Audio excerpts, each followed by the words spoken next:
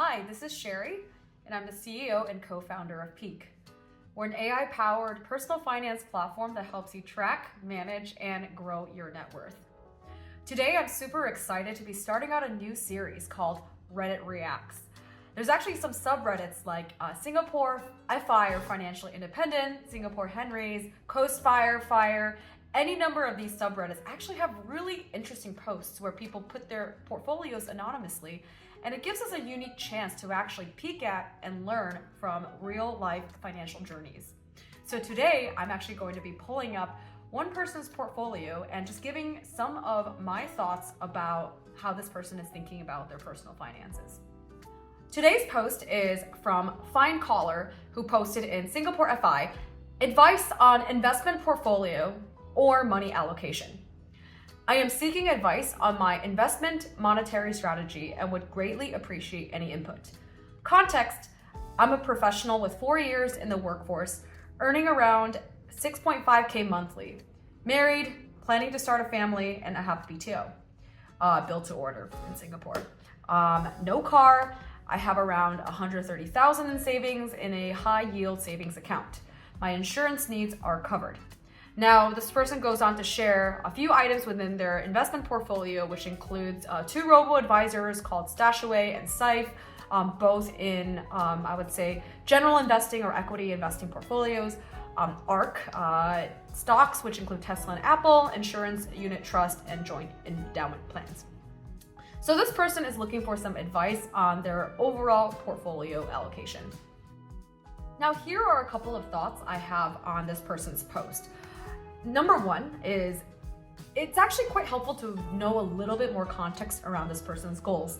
When reacting to this Reddit post, I really had just information around their investment portfolio, but I didn't really know if they were looking to, reach a certain FIRE number, if they have certain amounts set aside that they want to put towards, let's say, their future kids' college fund.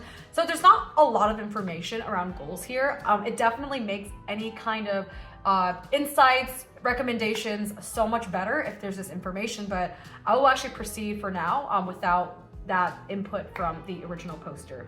Now, the second thing that I want to comment on is, given how young this person actually is in their professional career, they actually have a really, really high percentage in a high yield savings account. Now, the total percentage that they have is actually nearly 80%.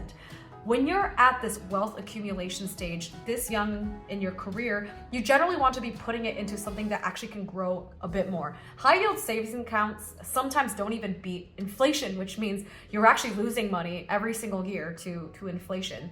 So I would actually encourage this person to take a little bit more risk and allocate more and more of their cash and amount within these high yield savings accounts and put them into equities or ETFs. They can even put as much as 70 to 80% actually in equities, which is the general guidance for people who are around this poster's age.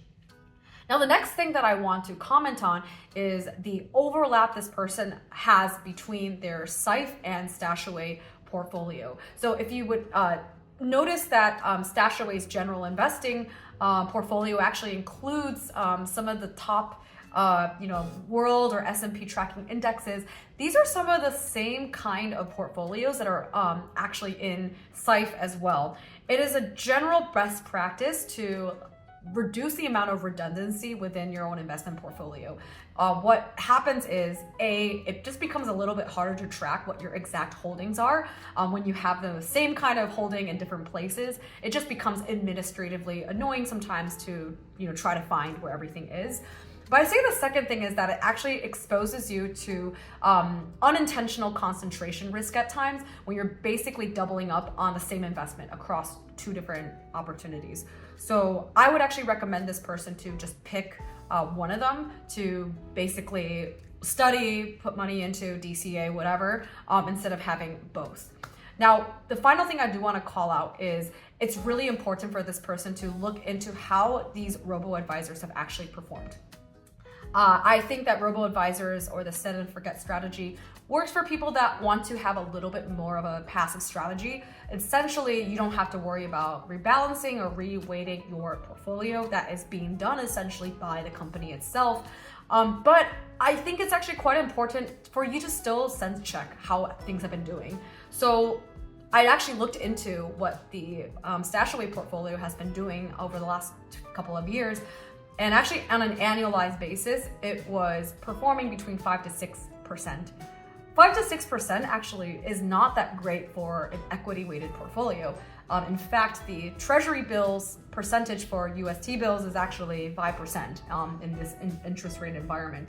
So it might be something this person can look into to explore perhaps ETFs that are a little bit less black box, a little bit more clear in terms of what their allocation is and how their performance actually has been. If you actually look at how some of the ETFs have done, they've actually outperformed the way that some funds within robos have performed.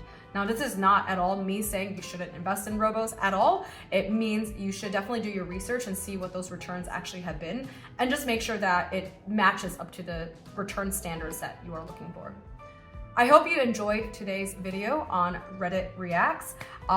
Please comment if you have any additional thoughts about this person's portfolio, or you have any other posts or situations you would like me to review.